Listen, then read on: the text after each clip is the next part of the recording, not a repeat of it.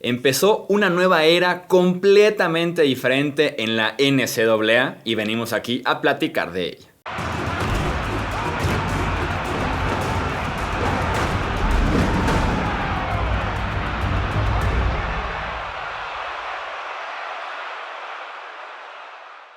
¿Qué tal amigos? ¿Cómo están? Bienvenidos a un episodio más del podcast Hablemos de Fútbol. Yo soy Jesús Sánchez, tenemos un gran tema que platicar el día de hoy.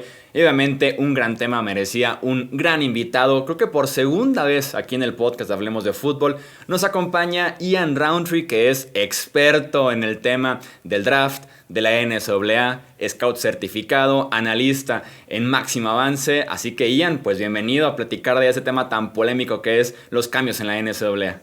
No, para nada. Muchísimas gracias por la invitación, Jesús. Nuevamente, exactamente es mi segunda vez que me hace el honor de invitarme. Y no, pues ya que te digo, después de esa introducción, que además agradezco muchísimo, pues no, me has dejado sin palabras. Muchísimas gracias por la invitación, como les digo, y por permitirme compartir este espacio contigo y con todas las personas que nos hacen favor de escucharnos. Sí, honor a quien honor merece, sin duda alguna es un tema que va a dar mucho de qué hablar y tenemos aquí al experto en NCAA para poder platicar de él. Se podría decir que en términos generales, por primera vez en más de 100 años en la historia de la NCAA, los jugadores amateurs en cualquier disciplina que involucre el deporte universitario podrán recibir dinero. Esto porque se aprobó un cambio en el reglamento que tiene que ver con nombre, imagen y semejanza. Name, Image and Likeness es el nombre oficial de esta reforma en el reglamento, en el que los jugadores, por medio de terceros, por medio de patrocinios, pueden empezar a cobrar por sus redes sociales, apariciones en entrevistas de radio y televisión, comerciales en los que aparezcan, visitas, autógrafos, lo que ellos puedan generar ya lo pueden empezar a cobrar y no van a ser suspendidos como en aquellas épocas ya muy lejanas en las que por recibir una rebanada de pizza suspendido un partido, ¿no? Porque recibiste algo por jugar. Este cambio en el reglamento no tiene todavía nada que ver con que las universidades directamente le paguen a los jugadores. Eso sigue estrictamente prohibido, pero insisto, ya pueden recibir por medio de otras fuentes dinero por su imagen, por su nombre y semejanza, que es el nombre de esta reforma. Háblanos un poquito en términos generales, metiendo más a profundidad de este cambio, Ian. Mira que, como bien lo mencionas, esto empezó a partir del 1 de julio, entra en vigor esta nueva medida, esta nueva bylaw de la NCAA, que como bien mencionas había estado trabajándose estos últimos 2 años, pero hay que ser honestos, todo esto empieza en 1994, cuando aquel jugador campeón que pierde el campeonato nacional con la Universidad de UCLA, Ed O'Bannon, y al quien realmente se le debe todo esto. Ed O'Bannon luchó más de 2 décadas porque esto fuera posible. Él se da cuenta de lo que la Universidad de UCLA generó en base a su nombre, a su imagen, los videojuegos, el merchandising, y que él, bueno, desafortunadamente venía de una situación poco privilegiada económicamente hablando, y entonces él incluso el estipendio que le daba la universidad, que en aquel entonces debemos de haber estado hablando de entre 150 y $200 al mes, él lo enviaba a su casa. ¿No? Porque la situación económica era tan precaria para ellos que pues ni siquiera ese dinero se podía quedar él, ¿no? Al fin y al cabo él sabía que las necesidades básicas como dormitorio, como comidas, estaban cubiertas en la universidad, pero él tenía que hacer el esfuerzo de mandar ese dinero a su casa para poder tener una mejor subsistencia. Desde aquel entonces Ed O'Bannon empieza a pelear, lleva a la NCAA a varios juicios, ¿no? Y después de casi 11, 12 años de lucha legal, Ed O'Bannon resulta triunfador y entonces ahí empieza, ¿no? A hacer ruido esta situación de que estos jugadores merecen una tajada del pay, toda vez que las universidades se están beneficiando de lo que estos jugadores hacen por ellos, por estos programas. Y en última instancia, después, el Congreso de los Estados Unidos llama a audiencia a las personas, siempre se hace así, a las personas expertas en la materia, head coaches, analistas, agentes, boosters, etcétera, y determina después de esta audiencia que es inconstitucional, que en cualquier ámbito laboral de cualquier país del mundo lo que está haciendo la NCAA es esclavismo literal y que necesitan repartir. Entonces, a partir de este julio 1 y ya tras estos 2 años que se venía como viendo cómo se iba a hacer propiamente, la NCAA determina que es es en beneficio de los estudiantes atletas el obtener ganancias en base a lo que bien mencionas, a su nombre, a su imagen y a su semejanza. Que la NCAA en estos 2 años en los que estuvo peleando primero con el estado de Florida, después otros estados se sumaron y al final de cuentas, creo que 6 horas antes de que llegara ese 1 de julio anuncian de que ¿saben qué? Hacemos el cambio en el reglamento. Fue como torcer el brazo, ¿no? Sabiendo que Nos se venía una rendimos. derrota. Sí, sí, sí, se rindieron. La verdad es que no tenían oportunidad de seguir ganando una vez que, como decimos, el Congreso de Estados Unidos determinó que bajo cualquier esquema, en cualquier ámbito laboral y en cualquier parte del mundo, esto no podía ser permisible. Vamos hablando entonces del impacto que tiene esto en diferentes ramas del deporte amateur universitario en Estados Unidos. Empecemos con los jugadores. Obviamente el impacto más grande que tiene con los jugadores es que van a empezar a cobrar algunas cifras tal vez menores, $200, $300 al mes, pero otros que podremos hablar de miles de dólares sin ningún problema mensuales, cientos de miles incluso para algunos, es el impacto más fuerte que tiene este cambio. Sí, desde luego, y creo que te quedaste corto. Obviamente no tengo las cifras el día de hoy, pero yo estoy seguro que hay jugadores, quizás no en este momento, quizás no este año precisamente, pero que van a alcanzar a cubrir más de las 6 cifras, ¿no? Es Okay. llegar al millón de dólares. Gente que ya está entronizada quizás dentro del colegial. Por ejemplo, si esto hubiera pasado hace un año, lo que Trevor Lawrence podría haber hecho, todos sabiendo que iba a ser la primera selección del draft, que iba a llegar al College Football Playoff, estoy seguro que rebasaría las 6 cifras, ¿no? Casos quizás solo por mencionar algunos como Tim Tebow o Johnny Manziel, Johnny ¿no? Reggie Manziel Bush en su hubiera momento. cobrado. Sí, sí, sí, sí, exactamente. No, entonces sí, estoy seguro que por mucho, pero como bien mencionas, el punto interesante es qué es lo que va a hacer propiamente para estos estudiantes atletas que después de tantos años de no quiero decir sobrevivir porque no quiero tomar partido, pero de tener una entrada monetaria muy, muy limitada, que es este estipendio que la NCAA y que las universidades le otorgan, son cheques que está obviamente regulado por la NCAA, bueno, sigue regulado por la NCAA, pero que estaba regulado por la NCAA y que determinaba de acuerdo a la zona geográfica y de acuerdo a la capacidad de cada universidad, ¿no? De cuánto está invirtiendo en sus programas, de recibir determinada cantidad mensual. Me parece que la universidad que más estaba dando estipendio eran alrededor de $700. El promedio yo creo que estaba entre los 350, tal vez $400 como promedio, pero que propiamente hablando, no es suficiente para sobrevivir un mes, ¿no? En condiciones relativamente, no, si no holgadas, al menos sí cómodas para estos jugadores y que les da la oportunidad, al menos ahora, de no solo de recibir dinero por su nombre, imagen y semejanza, como bien lo mencionas, sino de obtener trabajos. Hay que recordar que para obtener trabajos necesitabas pedir un permiso especial para la NCAA y que ellos te mandaban una especie de auditores o de visitadores para asegurarse que estabas cumpliendo con las horas que tu trabajo decía y que no se te estaba pagando de más y que no estabas recibiendo beneficios extras, ¿no? Lo cual hacía de por sí muy difícil tener el trabajo y después llevar una vida académica, deportiva y además laboral.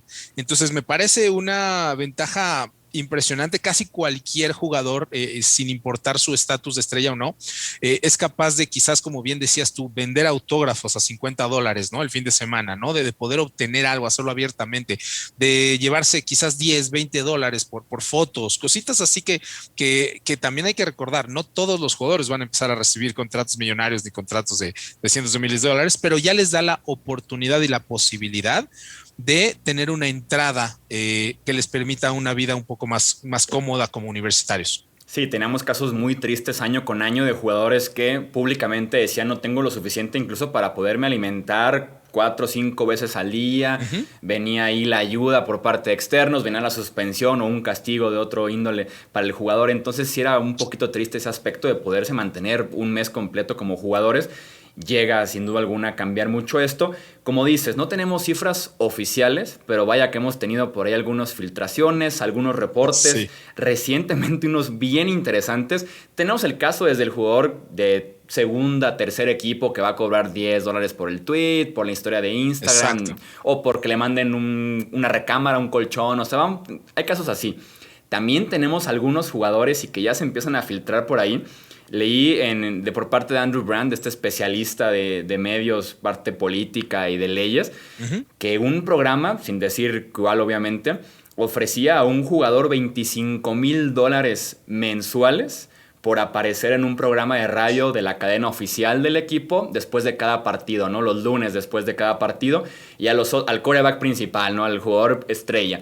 Y los otros 5 mejores del equipo, $5,000 mensuales. Entonces empezamos a sonar aquí un poquito de cantidades que pueden recibir los grandes jugadores, que cada quien va a estar cobrando su diferente cantidad.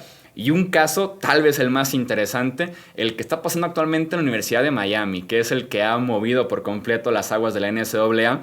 Un booster a quien no conozca, es alguien que inyecta dinero, así se puede decir fácilmente, que inyecta dinero directamente al programa de la universidad de cierto deporte para, siendo ex jugador o siendo un egresado, exalumno o fanático, claro. Sí, que ver a su universidad en lo más alto, ¿no? Hay un booster en Miami que es bien conocido como un booster de los Hurricanes, que está ofreciendo a cada jugador que tenga beca, que son 90 jugadores, $500 mensuales por patrocinar o promocionar su gimnasio de artes marciales mixtas. Estamos hablando de $6,000 al año. Que si hablamos de 90 jugadores, realmente aquí no tiene mucho que ver la parte de marketing y si lo puedo o no recuperar, ¿no? Aquí viene un poquito más la parte de que el tipo quiere ver a los Miami Hurricanes otra vez en lo más alto, y hasta la agencia de marketing que él funda para poder tener contactos con los jugadores se llama Bring Back the U. Entonces esto es 100% deportivo, ¿no? Sí, claro, como bien dices, no importa si lo recupera, ¿no? En generar ese dinero que está inyectándole, ese flujo de efectivo que le está inyectando al equipo, lo que le interesa es que los jugadores a la hora de ir a hacer sus visitas oficiales sepan que nada más por firmar con el equipo ya tienen asegurado ese contrato el próximo año, y que se pueden quitar de muchos problemas si escogen a Miami por sobre otras universidades. Como bien mencionas, es dueño de una prestigiosa cadena de gimnasios de artes marciales mixtas ahí de la zona de Miami, y que obviamente, bueno, lo que le interesa es estar lo más cercano y vivir lo más cerca posible de estos jugadores y del ambiente, y ayudar a que Miami regrese. Además, históricamente los Huracanes de Miami son debatiblemente el programa con más problemas en cuanto a los pagos ilegales y los boosters en la historia de la NCAA. Entonces lo único que hicieron ahora es permitirles, ¿no? Abrirle las puertas a estos jugadores, a estos boosters, y yo no dudo que salgan muchas de esas personas en los días, semanas, meses siguientes. Y obviamente el contrato hasta el momento, ¿no? El más aparatoso, el de Kayvon Thibodeau, a la defensiva, que yo aseguré hace un par de años que va a ser el primer jugador no quarterback tomado en el siguiente draft, en el 2022. No es una ala defensiva de Oregon, 6'5", 255 libras. Va a ser una selección top 3, ¿no? Como mínimo, dependiendo de cuántos quarterbacks sean electos al principio. Y ya firmó un contrato con Nike y Phil Knight por una suma no hecha pública en este momento, pero que además pues siembra el camino para que Kayvon Thibodeau, sea como sea esta temporada, firme con Nike el próximo año una vez que dé el salto a los profesionales, ¿no? Entonces se le puede estar inyectando esta cantidad de dinero astronómica al jugador, porque se sabe que en menos de un año este jugador ya va a estar en las marquesinas más grandes de los estadios de la NFL. Ahora sí que varias preguntas que tengo sobre este mismo tema, ahora sí que una tras otra. ¿Crees que esto impacte directamente a este jugador que tenemos cada año en el draft, en el que por más que le dicen tú eres una quinta, sexta ronda, la urgencia de tener dinero para apoyar a su familia, para salir de su situación, crees que este dinero, suponiendo que recibe algo decente, no superestrella, porque es una cuarta, quinta ronda, lo haga quedarse en colegial un año más por lo menos? Mira, desafortunadamente no. Tuve la oportunidad de leer un poll que se hizo de forma anónima, obviamente, a los mejores reclutas, 150 mejores reclutas de la nación los últimos 2 años. Y afortunadamente para el deporte, digámoslo así, las prioridades número 1 de estos jugadores es: 1, llegar a la NFL; 2, ser primera ronda; y 3, ganar un campeonato nacional, ¿no? Todas esas cosas se ven muy demeritadas si no estás en esos 4, 5, 6, 7 equipos que pueden competir cada año. Entonces, el número de estudiantes, atletas y el número de jugadores, incluso dentro de estos equipos, que están realmente pensando en poder quedarse un año más a cambio de este dinero que estén recibiendo, en vez de llegar a la NFL, va a ser mínimo. Yo realmente digo, no sé si me estoy adelantando otra de las preguntas, pero esto me lo han preguntado muy, muy seguido estos últimos días. Yo no creo que tenga ningún impacto real en el campo, digamos, ¿no? En el sistema de competencia, en el balance competitivo que tiene la NCAA. No creo que cambie mucho. Sí, justamente iba por ahí la otra pregunta. Tomando el caso de Miami, por ejemplo, un recluta que esté dividido entre Miami, Florida, por ejemplo, Florida State. ¿Tú crees que este contrato sí pueda decir, me voy mejor con Miami y que eso genere cierta diferencia en la competitividad o que sí se vea mucho más marcada la diferencia entre grandes programas y programas un poco más pequeños, de mercados incluso más pequeños? La verdad es que tenemos que esperar un par de años para ver si dichas diferencias, distancias se achican un poco o incluso se incrementan derivado de las ganitas que le echen estos programas a promover a sus atletas y de lo que les son capaces de ofrecer como la Universidad de Miami. Y creo también, como bien mencionamos, que el grueso de atletas, estaremos hablando quizás del 70, tal vez el 80% de los atletas, el dinero o el beneficio que puedan obtener derivado de asistir a un programa o a otro va a ser tan poco, tan minúsculo, que yo no creo que ningún atleta vea la balanza más cargada por un programa que otro y no quiero sonar de meritorio, ¿no? De lo que estos jugadores pueden ganar en base a su trabajo, a lo que han realizado toda su vida. Pero la diferencia entre lo que te puede ofrecer Florida y Miami quizás van a ser de promedio de $100 o $200 al mes, ¿no? Como mucho.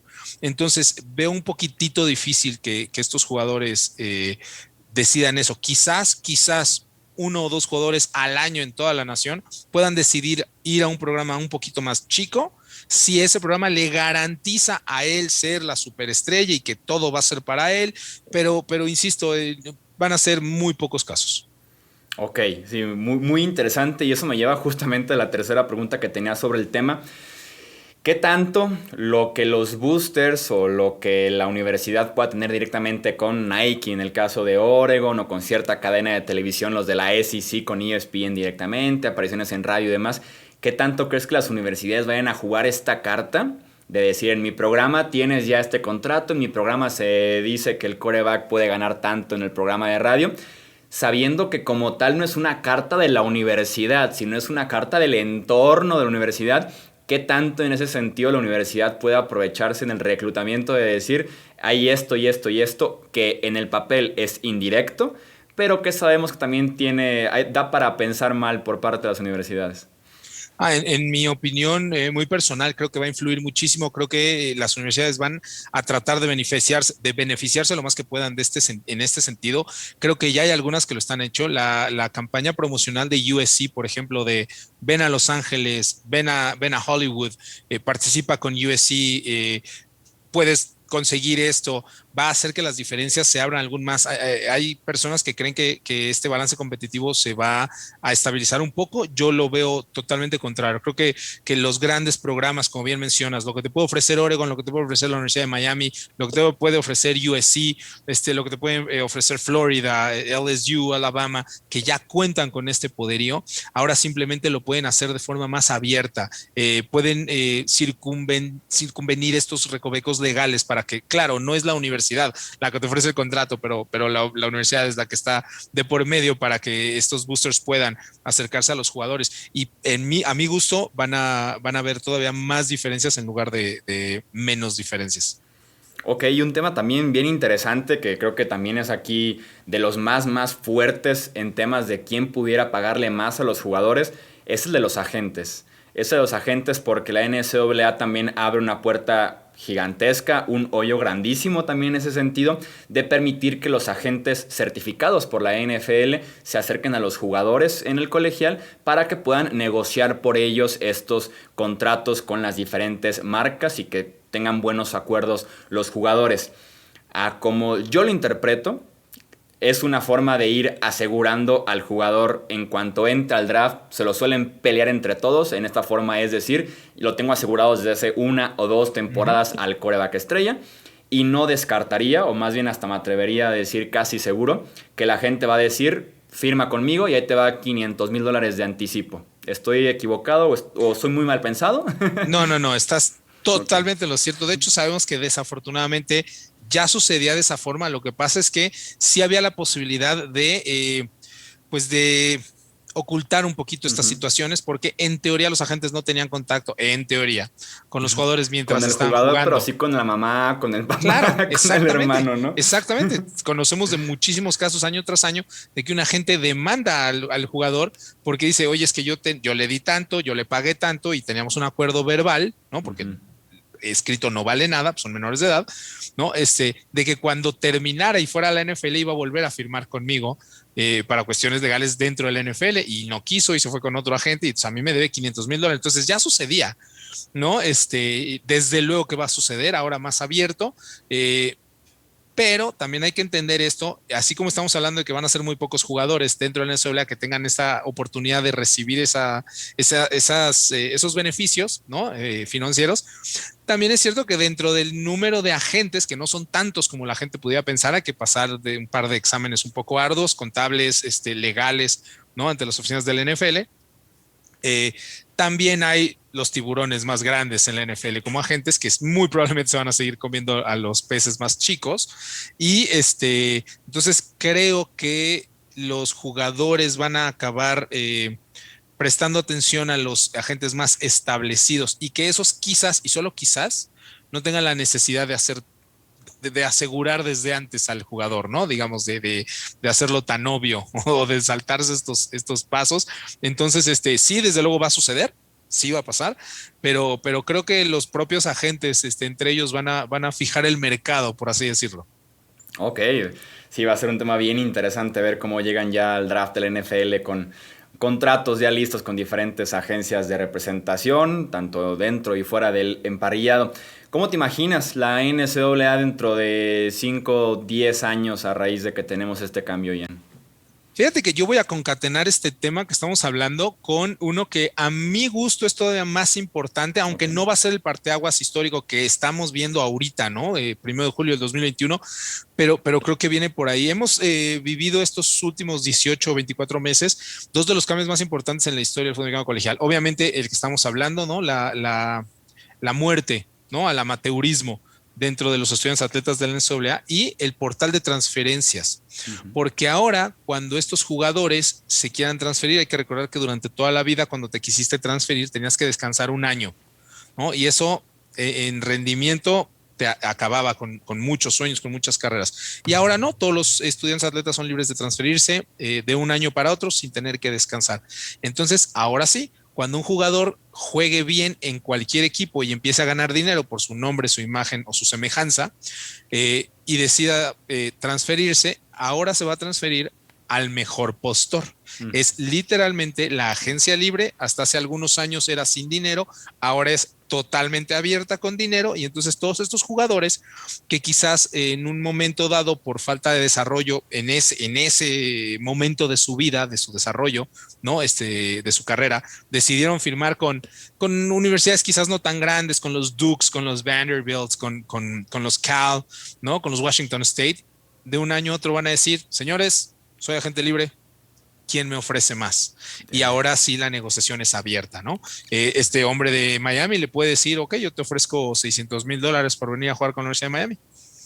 O yo te ofrezco tanto. Sí. Entonces, ¿dónde veo a la NFL? Creo que, perdón, a la NCAA, creo que Como va la hacia allá. NFL. Exactamente, con una verdadera agencia libre y con jugadores prestándose al mejor postor, ahora sí de forma abierta, ¿no? A ver quién lo convence, porque están totalmente regulados ahora estos contratos.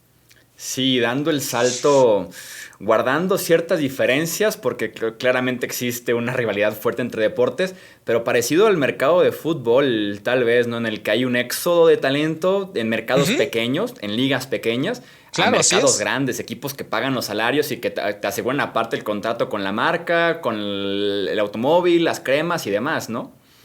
Exactamente, y entonces ya, como bien mencionas desde hace rato en la conversación, las universidades son las que se van a empezar a colgar de estos boosters, de estas marcas, y diciéndole, oye, tengo la posibilidad de traerme a tal coreback, ¿no? pero necesito que me apoyes. Tú estás buscando una cara para tu negocio, entonces yo te voy a contactar con él, ¿no? Ya estás libre de hacerlo. Y si lo logras firmar para mi universidad, entonces yo gano en el campo y tú ganas un embajador de tu marca, pero necesito su apoyo. ¿Cuánto estás dispuesto a dar? ¿Cuánto puedes aportar para este jugador? Ya no para la universidad, para el jugador, para ganar, porque cuando ganas, el dinero entra. Sí, totalmente. Sí, el dinero viene solito de muchos lados diferentes, sin duda alguna. Ahora sí que última pregunta en relación a los jugadores. ¿Estás preocupado de jugadores de 19, 20 años con estos ingresos, con estas peleas de marcas, el agente respirándole en la nuca, seguramente si es el quarterback principal de ese año? ¿Te preocupa un poquito lo que pueda pasar en el proceso del jugador, de hablar de la madurez, de los problemas que puedan venir más adelante? Mira, desafortunadamente, y voy a tener que distanciarme emocionalmente de esta respuesta. Cuando empecé a escuchar estos rumores hace un par de años, cuando supe a profundidad todo el problema legal ¿no? de la demanda de Ed Bannon y todo eso, sentí un poco de tristeza por este mito del amateurismo, por este mito de cómo en los jugadores colegiales juegan por amor, ¿no? A la universidad y al jersey, ¿no? En lugar de por lo que puedan ganar, ya más asentado, ya más, pues tuve tiempo de tranquilizarme y de pensar bien las cosas. La verdad es que no estoy preocupado por el deporte, por la NCAA, por lo que significa el fútbol americano colegial para la enorme mayoría de estos jugadores, fuera de esas superestrellas que vamos a empezar a ver. Quizás, y por eso digo que hay que distanciarse un poquito emocionalmente, quizás sí vamos a ver algunos o muchos casos de estas superestrellas, jugadores que, pues, derivado de obtener este dinero fácil o rápido, empiezan a tener problemas de otra índole, ¿no? Acceso a otro tipo de personas, acceso a otro tipo de situaciones, quizás distractores, ¿no? Como bien mencionas, el diablo en un hombro, el ángel en el otro, y no muchos de ellos tienen la madurez para sobrellevarlo, pero sí estoy seguro que así como van a ser muy pocas las estrellas que alcancen ese nivel o esos contratos, por ende serán muy pocos los jugadores que desafortunadamente veamos sus carreras descarriladas en este sentido por estas malas influencias y por este nuevo acceso que jugadores de ciertos estados rurales o de ciertas situaciones socioeconómicas muy endebles, ¿no? De alto riesgo, ahora se vean con la oportunidad de acceder a todos estos mundos y creo que serán los menos, en definitiva, casos muy contados. El que las universidades le paguen directamente a los jugadores, ¿lo sigues viendo lejísimos? Incluso que calmar un poco las aguas esta reforma. Sí lo sigo viendo muy lejos porque es un negocio y porque la NCAA va a pelear con uñas y dientes para no soltar el negocio. ¿No? Más allá de las cuestiones de índole personal, ¿no? O éticas o incluso morales, ¿no? De esta semi-explotación que se ha hecho durante todos estos años. Sí me parece que la NCAA prefiere aventarse otros 10 años en litigio si es necesario, ¿no? Antes de compartir más otro pedazo del pastel más grande. Sí, ¿no? Y un pastel que, por cierto, vale miles Sí, de millones sí, de dólares. Billones. Y que viene un contrato casi del tamaño de la NFL. En el 2026 se termina el actual contrato, bueno, en 2025 termina. Para el 2026 hay que firmar un nuevo contrato acerca de el College Football Playoff, que hasta este momento son 4 equipos. Se habla que la postura más fuerte hasta este momento por los representantes de la escuela es de aumentarlo a 12 equipos. Un contrato televisivo, además de las que ya tienen las cadenas, porque hay que recordar que es la segunda liga más importante la tercera liga más importante del mundo, la segunda más grande en Estados Unidos, ¿no? Está obviamente la UEFA, después viene la NFL y después viene la NCAA. Entonces, los contratos que se van a dejar venir en los próximos 5 años, 6 años por el College Football Playoff y su ampliación a 12 equipos, teóricamente, la NCAA prefiere, como le pasó a la NFL, no es el mismo tema, pero como le pasó a la NFL con los problemas de conmociones, ¿no? Prefieren pelearlo hasta el final, o sea, que simplemente regalar el dinero. Lo que puedan ahorrarse, se lo van a ahorrar. Sí, así son sin duda alguna las organizaciones deportivas en esa índole. Pues un tema muy polémico, muchísima información, mucho que digerir sin duda alguna, pero leemos su opinión en comentarios, ya sea aquí en YouTube o también en redes sociales, Twitter, Facebook e Instagram. Los leemos para saber qué opinan de este tema, esta reforma que tenemos con los jugadores en la NCAA finalmente recibiendo algo a cambio de lo que se merecen y hasta se queda corto tal vez de todo lo que están produciendo, de todo lo que generan año con año. Ian, nuevamente muchísimas gracias por pasarte aquí al podcast de Hablemos de Fútbol. Para nada, te agradezco muchísimo la invitación, Jesús. La verdad es que me la paso súper bien platicando con ustedes. Es muy divertido tu podcast, muy fluido. Entonces, no, encantado de estar aquí de nuevo. Cuando lo necesiten, aquí me tienen. Ojalá y sea muy pronto. Y muchas gracias, como siempre, al público, porque pues le estamos robando su tiempo y para mí es lo más importante y valioso que tiene una persona. Ya sabes, aquí están abiertas las puertas. Dejamos de todos modos en la descripción todas las redes sociales para que contacten a Ian directamente por si quedó ahí alguna duda de la NCAA, del draft, de la NFL. Es el experto sin duda alguna a seguir. Recuerden suscribirse, dejar su like, su comentario. Yo soy Jesús Sánchez y eso es todo por este episodio.